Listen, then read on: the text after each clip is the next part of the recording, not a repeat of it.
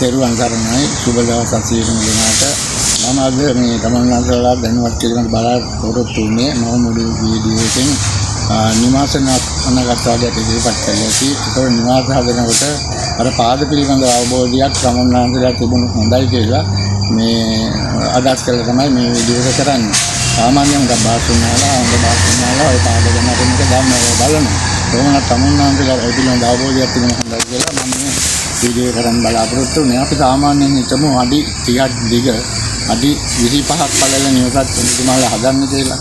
එතකොට අපි අඩි 30 දිග පැත්තේ පාදයක් හදාගන්න මෙහෙම අඩි 30 12න් වැඩි කරනවා අඟල් කරගන්න. එතකොට අඟල් 360ක් එනවා.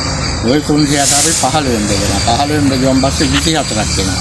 මේ 15න් බෙදගෙන ගාන තමයි පාදයක් වෙන්නේ. එතකොට පාදය දිග පැත්තේ පාදය අඟල් 24යි. ඊට පස්සේ පළල පැත්තේ පාදය අඩි 25ක් පළලයි. ඒක 12න් වැඩි කරාම 300යි. 300 15න් වැඩි කරාම 15න් බෙදුවම 20යි.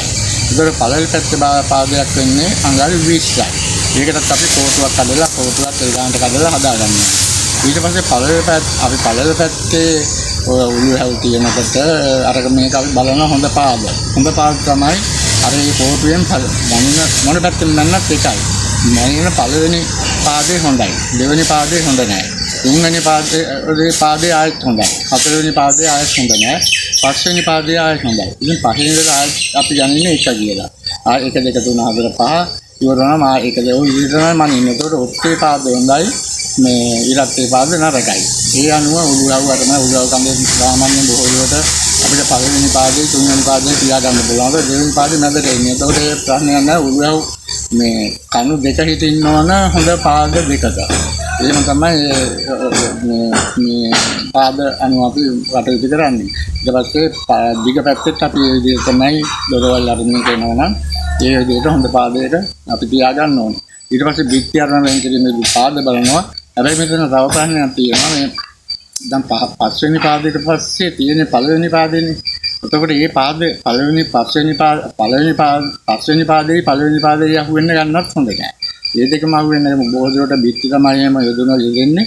ඒක නිසා එක බිත්තියක් තියෙනවා පස්වෙනි පාදේ නැත්නම් පළවෙනි පාදේ තියෙනවා. ඒ විදිහට වෙන් කළා ඒ විදිහට හදා ගන්න ඕනේ. ඒත් එක්කම තව එකක් තමයි අපි නිවැරදිව කරනකොට දැන් ප්‍රධාන උළුවස්සේ තියනවා ප්‍රධාන උළුවස්සේ දිලා පිටුපස්සේ උළුවස්සේ තියන්න ඕනේ. හරි කෙලින් තියන්න හොඳ නැහැ. ඒ කියන්නේ ඉස්සර උළුවස්සෙන් බැලුවම පිටුපස්සේ උළුවස්සෙන් එළිය පේන. අතර එනවනම් මේකට මේ ධානය රැඳීමක් නැහැ කියලා තමයි කියන්නේ. ඒක නිසා අපි ඒත් බලන්න ඕනේ. දැනට තියෙන දේවල් වල එහෙම තියෙනවා නම් දෝබාංගයක් විතරක් වෙන්න කියලා හරි ඇතුළක් දාලා හරි ඒ ආවරණය කරගත්තම ඒ හොඳයි. අනිත් එක තමයි මේ වහලේ අපි ගහනකොට ওই පාද වලට එන්න ඕනේ. ඔය මොනොත් දැන් රාමායන ගෝමුලිකයාගේ පිස වගේ තමයි වහලක් අපි හිතන්නේ මේ නියතද. ඒකට මේ වහලේ යටදී හරියටම මේ පාදයක් කෙලින්ම තියෙනවා නම් තමයි ඒ හොඳ පළවෙනි හොඳ දෙයක් වෙන්නේ. මේ ඒ වගේම ඊශාන පැත්තක් හරි වටිනවා. ඊශාන පැත්තෙන් නියතරව සුබ කියලා ලැබෙනවා. ඒ වගේම නිදික නික පැත්තක් තමයි ලැබෙන කියලා නිදහසේ ගමන් කිරීම කරන්නේ මේ නික පැත්තෙන්. ඒකෙන් අපි ඊශාන පැත්තයි නික පැත්තයි උගම පිළිවිදෝ තියෙනවා නම් ගොඩාක් පළදායි වෙනකට. මේ තවත් විස්තරම පස්සේ ඉවත් කරනවා. ඔබ දෙනාට ගොඩාක් ස්තුතියි. මේ වීඩියෝ වටිනා කියලා හිතනවා නම් ඔයාලා මේ channel එකට subscribe කරලා මේ ඒක දෙන්න කියලා මම කරුණාවෙන් කමෙන්ට් කරලා like එකක් දෙන්න කියලා මම කරුණාවෙන් ඉල්ලා සිටිනවා.